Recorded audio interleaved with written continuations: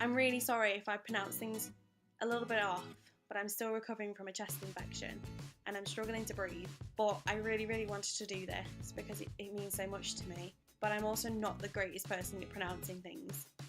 So bear with me, and I'm really sorry. What is your writing genre of choice to write?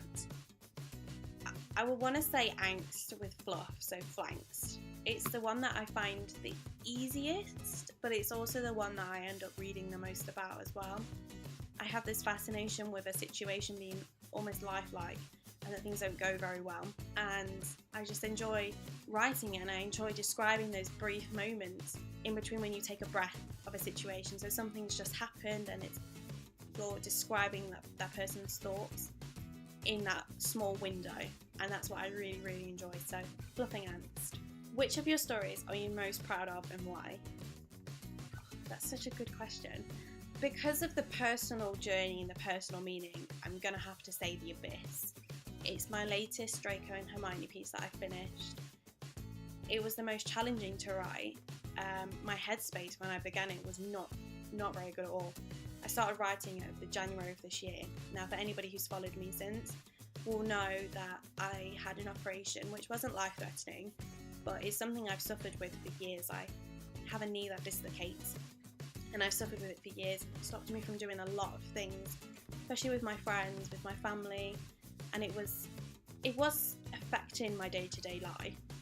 But I had it fixed, and I really didn't know how to deal with it because I'd had it for so long. And I kind of went into a bit of a meltdown, and I started writing The Abyss, which is a bit of a psychological thriller, I would say, with angst.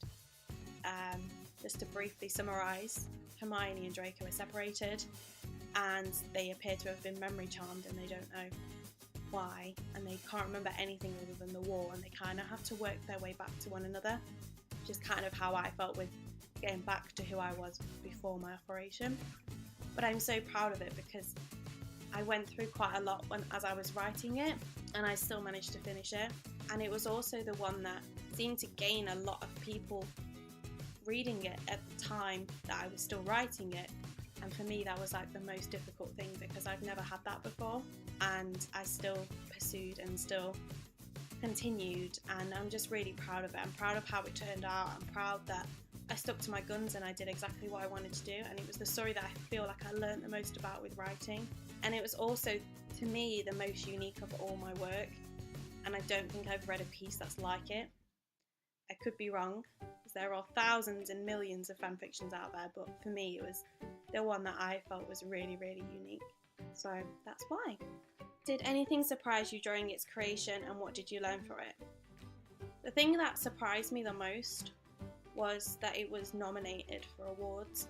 I call it the award season because it's always like at the same time, but I never ever expected when I was writing to ever even have more than 10 people wanting to read something of mine. And if I speak to you regularly, then you know that my only dream in life is to make somebody smile or make somebody feel something.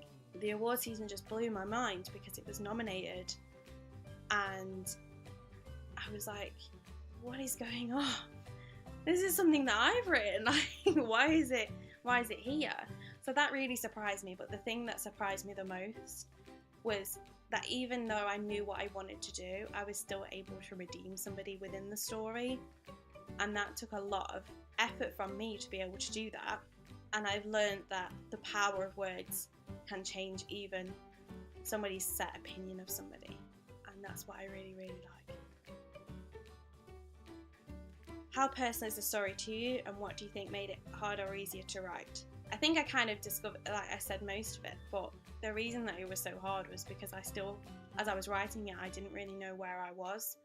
And from that operation and from writing this, I actually referred myself in for some cognitive behavioural therapy because I have severe anxiety, and basically writing the story helped me find that, and I really discovered myself because I was writing it, which made it harder and easier. It made it easier because I was able to really feel what my characters were going through, but it made it harder because it was so personal. While the exact situation didn't happen to me, I wasn't separated from my husband, I was separated from who I was formerly, which was really, really difficult for me. especially to write about, and I feel like that's why it was so personal, and I'm very, very protective of the story because it just means so much to me.